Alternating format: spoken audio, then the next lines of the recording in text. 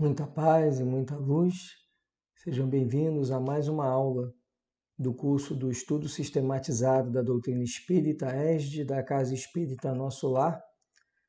Hoje vamos estudar no módulo 14, Lei de Igualdade, o roteiro 3, que trata das desigualdades das riquezas, as provas da riqueza e da pobreza. O capítulo ele inicia com a seguinte frase de Kardec: para trabalhos que são obra dos séculos, teve o homem de extrair os materiais até das entranhas da terra.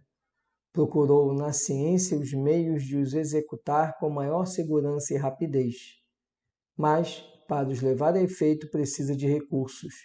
A necessidade fê-lo criar a riqueza, como fez descobrir a ciência.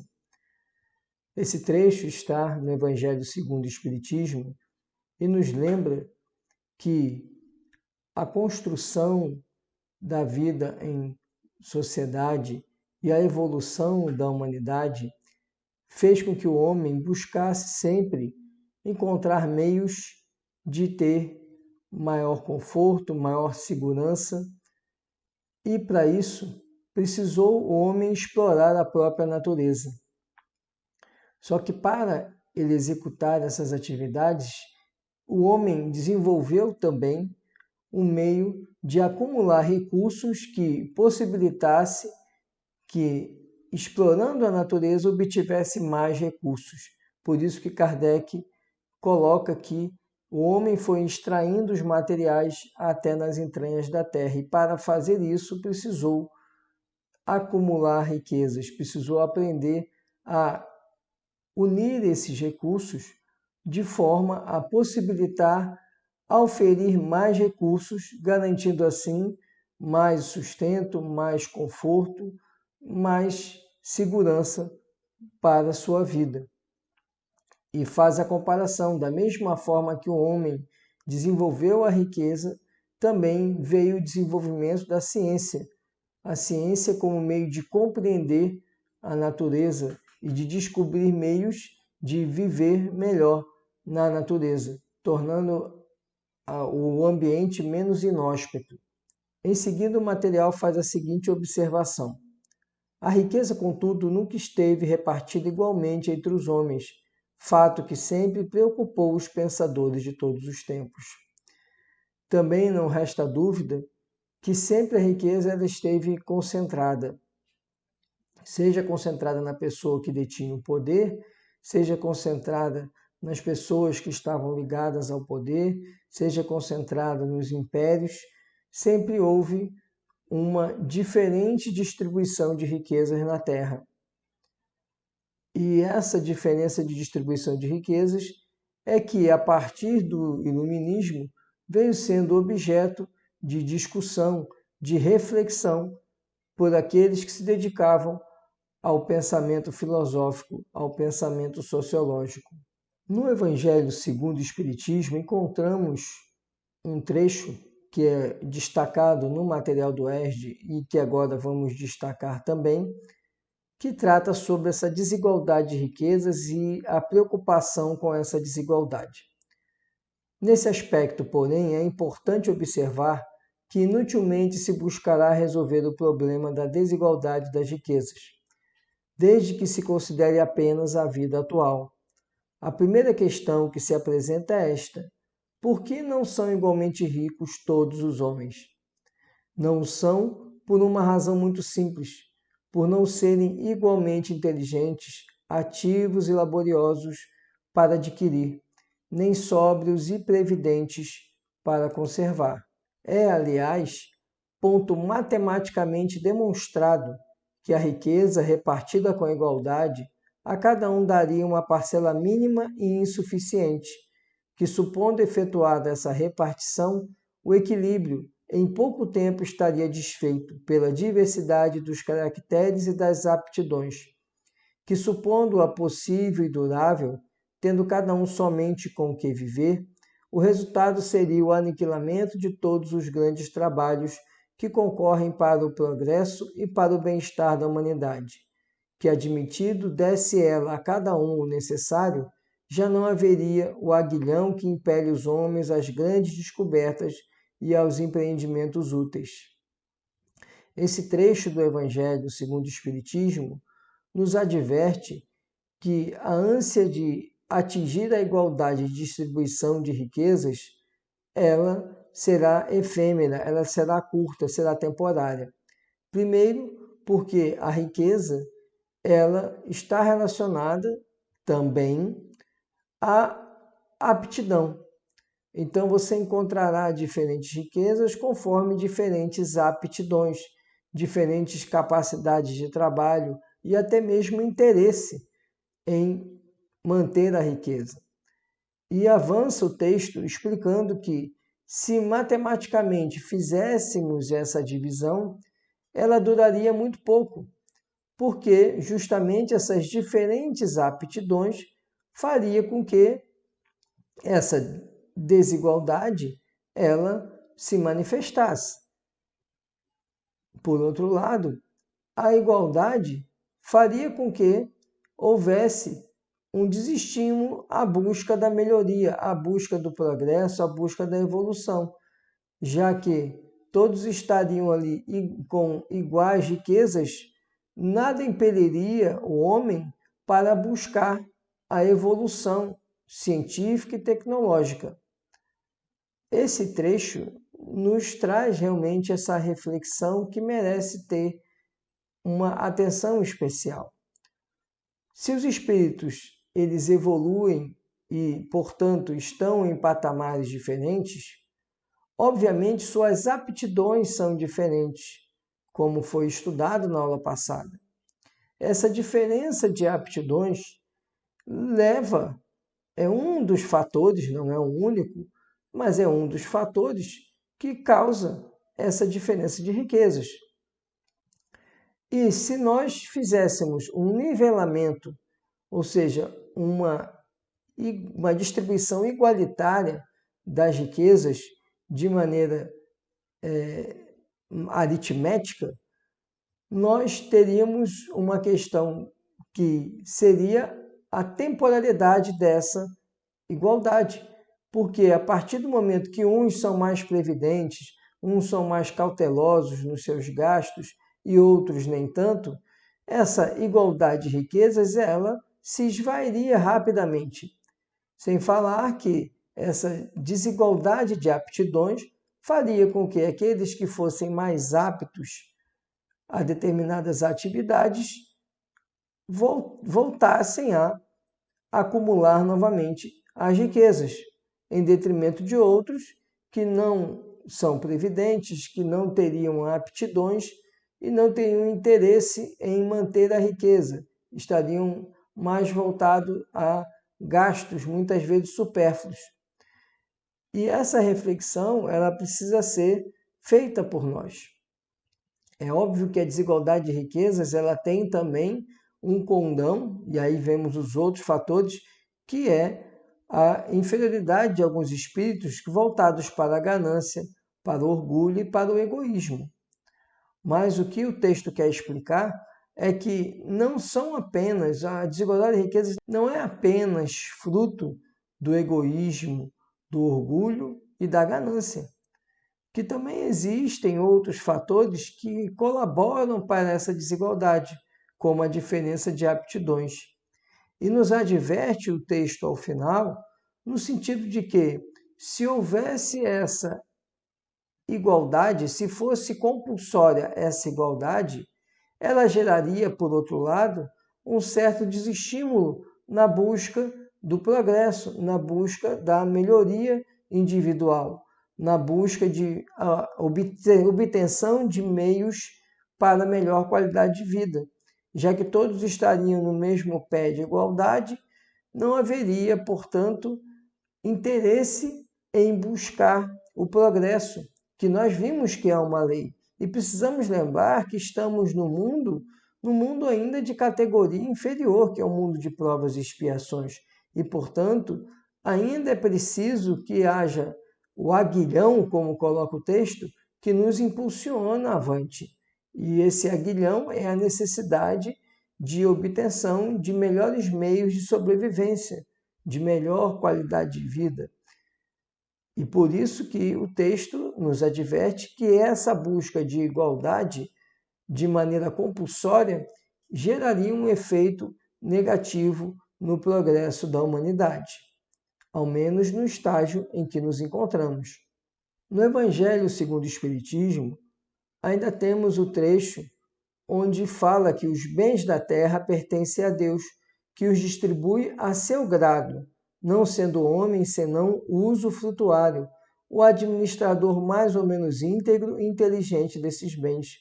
Precisamos nos lembrar que quando estamos aqui no mundo material, nós estamos aqui transitoriamente. E nessa condição transitória, não podemos também esquecer que toda a riqueza que cada um ostente, ela é temporária. É temporária porque deixaremos de viver no mundo material e retornaremos à pátria espiritual. E por isso que os bens da terra, como coloca Kardec, eles pertencem a Deus. Se Deus criou tudo, os próprios bens da terra pertencem a Deus. E eles distribuem de acordo com o seu entendimento, de acordo com a necessidade do espírito. Então, Deus concede que alguns ostentem a riqueza e outros suportem a pobreza.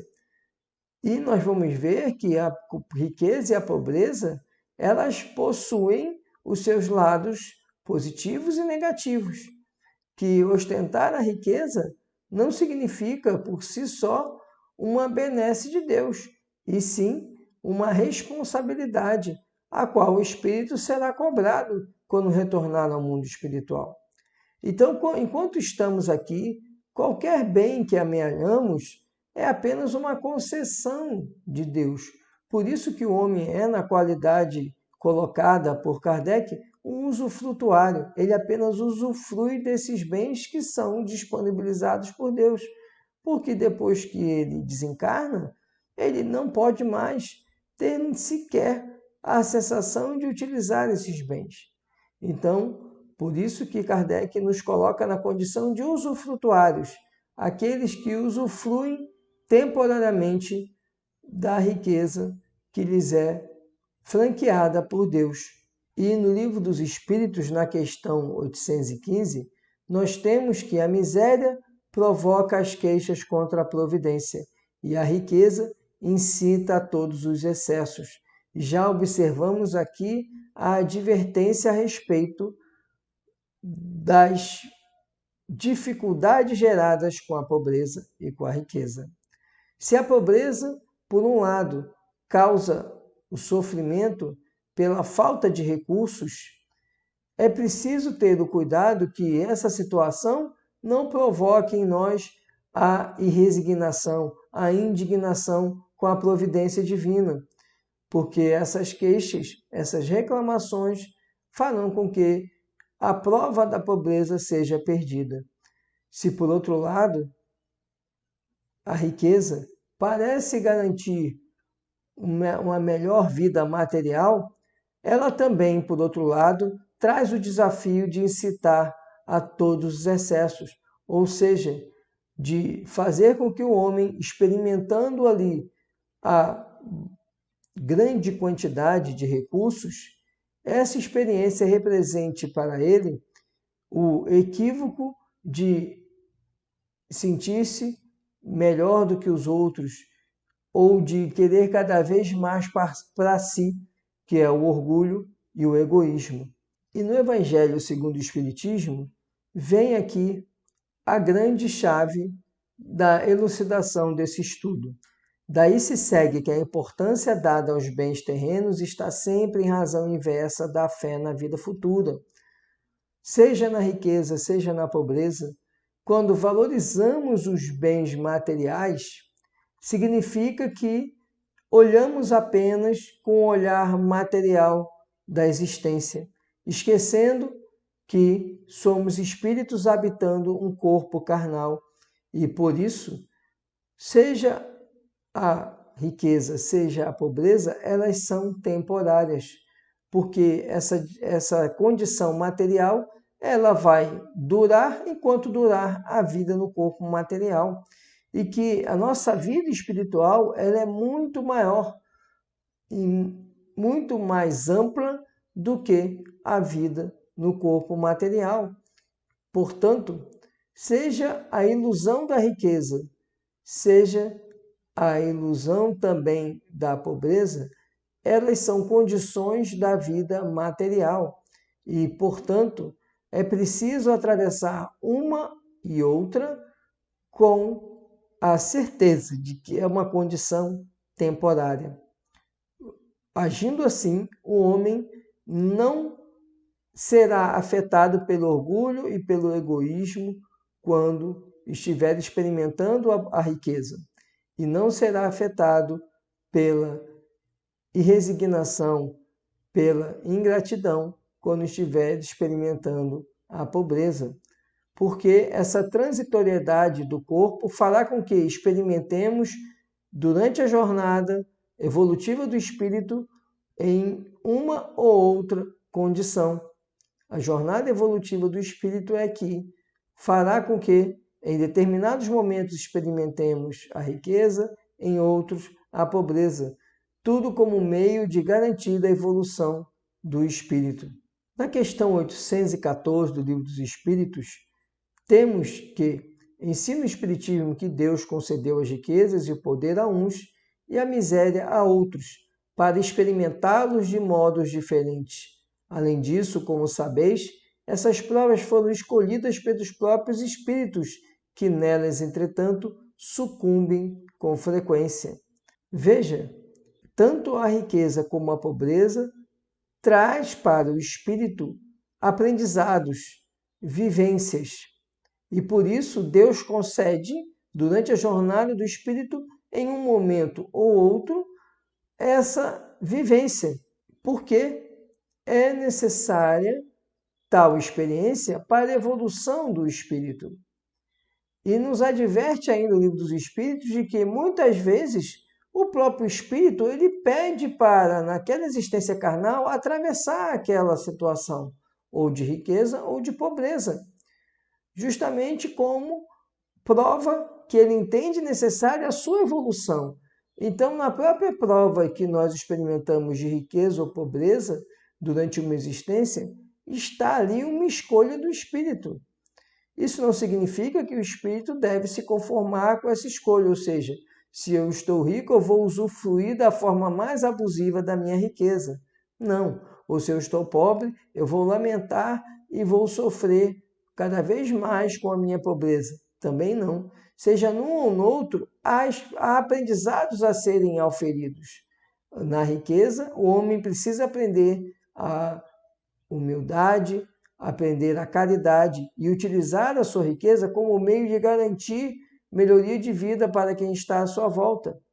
Por outro lado, na pobreza, o homem precisa aprender também a humildade e também a resignação, mas não no sentido de se acomodar, e sim no sentido de se estimular a, dentro de suas possibilidades e suas aptidões, garantir ali uma melhoria na sua vida, um aprendizado, para que assim ele possa evoluir espiritualmente, o que significa que não necessariamente ele precisa viver toda aquela encarnação na pobreza.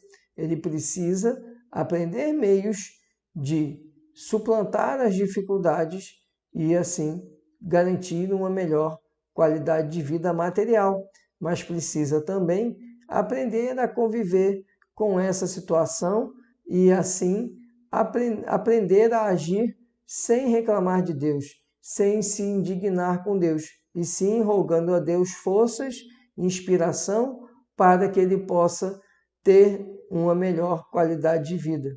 E na questão 815, temos também a seguinte reflexão: contudo, tanto a prova da miséria como a da riqueza são difíceis de serem suportadas, porque enquanto a miséria provoca as queixas contra a providência, a riqueza incita todos os excessos, significando que na pobreza é preciso nós aprendermos a humildade e a resignação no sentido de não se revoltar com Deus, de não questionar Deus por aquela situação. E, por outro lado, a riqueza faz o homem extrapolar as suas condutas, faz o homem tomar posições equivocadas, agir com orgulho, com egoísmo, com vaidade, e esses excessos vão fazer o homem falir nesse desafio, nessa prova que lhe foi concedida. Na questão 808 dos Espíritos, a desigualdade das riquezas não se originará das faculdades, em virtude da qual uns dispõem de mais meios de adquirir bens que outros, e a resposta que a espiritualidade diz é sim e não. Da velhacaria e do roubo, que dizes? E aí a espiritualidade nos adverte, se existe sim uma diferença de aptidões que gera também a diferença de riquezas, por outro lado, muitas vezes a diferença de riquezas ela é consequência de atitudes levianas do espírito. Por isso que ele fala velhacaria e roubo. Então, o espírito encarnado, ele, a fim de amealhar riquezas, ele age de maneira a espoliar o próximo, a enganar o próximo e assim adquirir uma riqueza que não é digna, que não é justa e que, portanto, não lhe deve ser concedida. E ele vai suportar provas ainda mais árduas em razão dessas condutas levianas para com o seu semelhante. Na questão 814, temos a seguinte pergunta: por que Deus a uns concedeu as riquezas e o poder e a outros a miséria? E a resposta que é dada é para experimentá-los de modos diferentes. Além disso, como sabeis, essas provas foram escolhidas pelos próprios espíritos, que nelas, entretanto, sucumbem com frequência. E o que temos nessa questão 814 é a constatação de um comentário que eu já fiz anteriormente, no sentido de que a riqueza e a pobreza são provas que são escolhidas pelo espírito. O espírito, quando está fazendo seu planejamento reencarnatório, ele aceita, ele pede para enfrentar as dificuldades da pobreza e enfrentar os desafios da riqueza. E, não raro, o espírito sucumbe nessas provas. Ressalta-se, no entanto, que somente a fé inabalável na vida futura, fé que o espiritismo faculta, propiciará melhores condições de enfrentamento tanto da prova da miséria quanto da riqueza. Como já comentamos, a convicção de que estamos numa jornada temporária na carne fará com que tanto a prova da pobreza como a prova da riqueza sejam enfrentadas de maneira mais digna e na busca do seu melhoramento pelo espírito encarnado. Portanto, é preciso olhar todas essas situações de diferença de riquezas como uma ótica espiritual e, portanto, como situações temporárias, como situações que se encerrarão com o decurso das existências carnais. Encerrado na existência carnal, não se há mais que falar em riqueza e pobreza. E numa próxima existência carnal, não se sabe qual vai ser o desafio que vai ser posto ao espírito. É que, para quem se coloca pelo pensamento na vida espiritual, que é indefinida, a vida corpórea se torna simples passagem, breve estada num país ingrato. As vicissitudes e tribulações dessa vida não passam de incidentes que ele suporta com paciência, por sabê-las de curta duração, devendo seguir-se-lhes um estado mais ditoso. Portanto, o que temos aqui é a constatação de que a fé na vida futura fará com que o homem perceba que aquela situação vivenciada, seja de riqueza, seja de pobreza, ela é apenas transitória, é apenas uma parada na estação da existência carnal. Depois, encerrar-se-á essa estadia e embarcaremos novamente no trem da vida espiritual e seguiremos a nossa jornada até uma próxima estação, onde, mais uma vez, desembarcaremos na vida carnal para viver outras experiências. Por isso, nos sugere aqui o Evangelho segundo o Espiritismo que esses incidentes, essas paradas nas estações da existência carnal, elas devem ser suportadas com paciência para que o homem possa evoluir, o espírito encarnado ganhe predicados durante essa existência material. E vamos agora fazer a leitura de um texto de Emmanuel, onde ele fala sobre riqueza e felicidade. Há ricos do dinheiro, tão ricos de usura que se fazem mais pobres que os pobres pedintes da via pública, que muitas vezes não dispõem sequer de um pão. Há ricos de conhecimento, tão ricos de orgulho que se fazem mais pobres que os pobres selvagens ainda insulados nas trevas da inteligência. Há ricos de tempo, tão ricos de preguiça que se fazem mais pobres que os pobres escravizados às tarefas de sacrifício. Há ricos de possibilidades, tão ricos de egoísmo que se fazem mais pobres que os pobres irmãos em amargas lutas expiatórias que de tudo carecem para ajudar. Há ricos de afeto, tão ricos de ciúme que se fazem mais pobres que os pobres companheiros em prova rude quando relegados à solidão. Lembra-te, pois, de que todos somos ricos de alguma coisa ante o Supremo Divino da Divina Bondade. E usando os talentos que a vida te confia na missão de fazer mais felizes aqueles que te rodeiam, chegará o momento em que te surpreenderás mais rico que todos os ricos da terra. Portanto, entesourarás no próprio coração a eterna felicidade que verte do amor de Deus. Emmanuel, na obra Espírito da Verdade. Veja aqui que Emmanuel nos lembra que todos nós temos uma riqueza. Não apenas a riqueza que pode ser acumulada nos cofres, mas riquezas que nos são propiciadas, mas que por vezes nós não percebemos essas riquezas.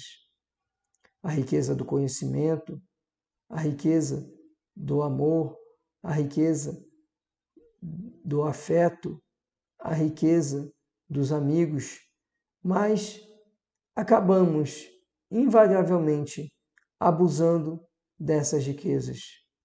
Veja a riqueza da saúde. Quantos ostentam uma saúde enquanto outros sofrem debilidades orgânicas? E a riqueza da saúde, ela é indiferente da riqueza material, da riqueza de dinheiro. Quantos têm muito dinheiro e atravessam doenças limitantes, enquanto outros não têm a riqueza do dinheiro, mas desprezam a riqueza da saúde que têm. A riqueza do conhecimento, a riqueza do amor. Quantos de nós desviamos, deturpamos essas riquezas? Então, fiquemos com a advertência de Emmanuel, de que é preciso que nós aprendamos a compreender que a riqueza é uma dádiva de Deus, seja ela de qual ordem for, seja a riqueza material ou a riqueza material do dinheiro ou outras riquezas que nos são propiciadas na existência carnal.